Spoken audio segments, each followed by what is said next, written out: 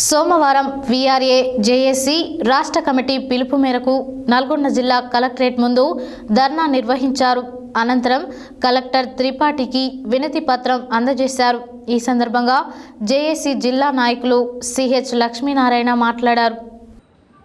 సోమవారం VRA JAC రాష్ట్ర committee పిలుపు మేరకు నల్గొండ జిల్లా కలెక్టరేట్ ముందు ధర్నా నిర్వహించారు.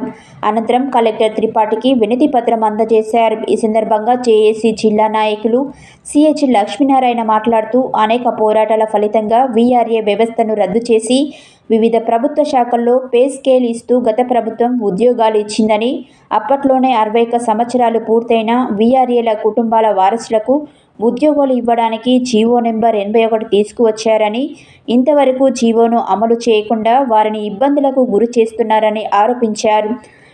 వీఆర్ఏలంతా దళిత గిరిజన పేద వర్గాలని తరతరాలుగా ఈ వ్యవస్థలో ఉన్నారని అన్నారు. అనేక మంది పీజీలు, డిగ్రీలు పూర్తి చేసి ఇప్పటికే రెవెన్యూ శాఖలో పనిచేస్తున్నారని అన్నారు. వీఆర్ఏలు తమ పే స్కేల్ కోసం పోరాడుతున్నప్పుడు అప్పటి పీసీసీ అధ్యక్షుడిగా ఉన్న రేవంత్ రెడ్డి తమ పోరాటానికి మద్దతు తెలిపి తమ న్యాయమైన సమస్యలు పరిష్కరిస్తామని హామీ ఇచ్చారని, ఇప్పుడు కాంగ్రెస్ అధికారంలోకి వచ్చి 11 నెలలు అయింది.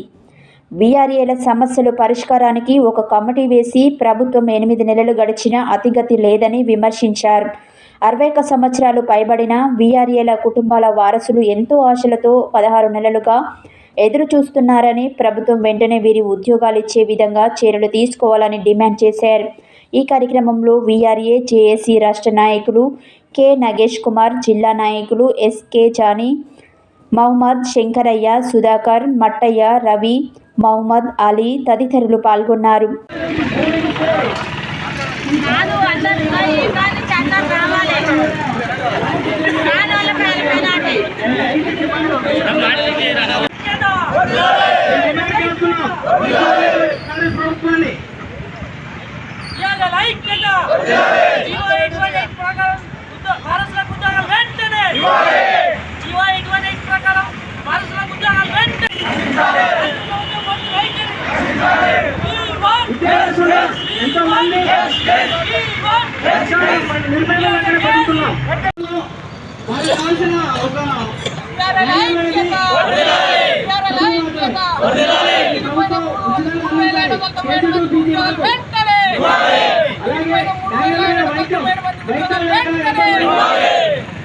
ఈ కార్యక్రమంలో కలెక్టరేట్ ధర్నా శాంతియుత నిరసన కార్యక్రమంలో భాగంగా ఈ సమస్య ఏంటంటే, మా సమస్య న్యాయపరమైన సమస్య.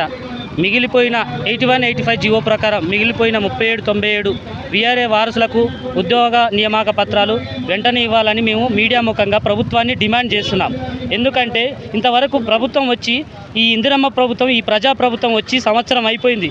ఈ సంవత్సరం లోపల కూడా మాకు జీవో వచ్చి కూడా మాకు 16 నెలలు గడిచిపోయింది. ఈ ప్రభుత్వం సంవత్సరం గడిచిపోయినా కానీ మాకు ఇంతవరకు ఎలాంటి స్పష్టమైన హామీ ఇవ్వలే. అయ్యా గౌరవ ముఖ్యమంత్రి గారు, రేవంత్ రెడ్డి గారు, ఇది మాది న్యాయపరమైన సమస్య.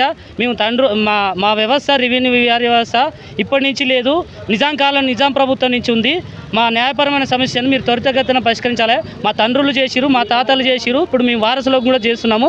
మా వయసు రీత్యా మా నాన్నగారు 61 సంవత్సరాలు పైబడి కూడా వాళ్ళు విధులు నిర్వర్తించలేకపోతే వారికి బదులుగా మేము వారసులను కూడా ఒక్కొక్కరం మేము గత 10 సంవత్సరాల నుంచి ప్రభుత్వానికి సేవలు అందిస్తూనే ఉన్నాము. కావున మమ్మల్ని గుర్తించి మాకు అనుభవం ఉంది, అర్హత ఉంది, అన్ని విధాలుగా రెవెన్యూలో సేవలు అందించినాం. కావున దయచేసి మా పట్ల మొండి వైఖరి నశించకుండా, అశ్రద్ధ వహించకుండా యాజ్ పర్ జీవో ప్రకారం 81 ప్రకారం మీరు 37, 97 వీఆర్ఏ వారసులకు ఉద్యోగాలని ఈ మీడియా ముఖంగా మీకు ప్రభుత్వాన్ని డిమాండ్ చేస్తున్నాము. గత ప్రభుత్వం వీఆర్ఏలకు 81, 85 జీవో ప్రకారంగా 20,555 మంది వీఆర్ఏలను రెగ్యులరైజ్ చేస్తూ ఒక జీవోని విడుదల చేయడం జరిగింది.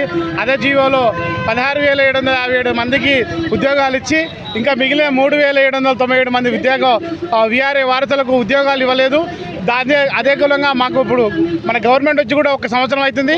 ఈ సంవత్సర కాలంలో మేము కూడా మన ప్రతి ఒక్క మినిస్టర్ గారిని, రేవంత్ రెడ్డి గారిని అందరినీ కలవడం జరిగింది. ఇదే విధంగా మాకు వెంటనే ఉద్యోగాలు ఇచ్చి మా యొక్క వీఆర్ఏ వారసులకు ఉద్యోగాలు ఇచ్చి మమ్మల్ని కూడా ఈ గవర్నమెంట్లో భాగస్తులు చేయాలని కోరుకుంటున్నాము. మరి ఇందులోనే మా ముసలి వాళ్ళు కూడా రోజు రెగ్యులర్గా పనిచేస్తూ ఉన్నారు. ఆఫీసుల చుట్టూ తిరుగుతూ ఉన్నారు. ఆఫీసులలో మా వాళ్ళు కూడా రోజుకు చనిపోతున్నారు. వీఆర్ఏలే కాకుండా వీఆర్ఏ వారసులు కూడా చనిపోతున్నారు. మేము రోజు ఎంతమంది చనిపోతున్నారని చెప్పేసి లెక్క పెట్టుకోవడం జరుగుతున్నది. కావున మేము గవర్నమెంట్ని కోరేది ఒకటే, ఈ 61 సంవత్సరం దాటిన ఈఆర్ఏలము మా పిల్లలకు మాకు 61 సంవత్సరం దాటిన వారసులకు ఉద్యోగాలు ఇస్తామని చెప్పి జీవో ఇచ్చారు. ఆ జీవో ప్రకారం మా పిల్లలకు మా జాబులు ఇచ్చి మమ్మల్ని అందరినీ కాపాడాలని ఈ ప్రభుత్వం కోరుతున్నాము.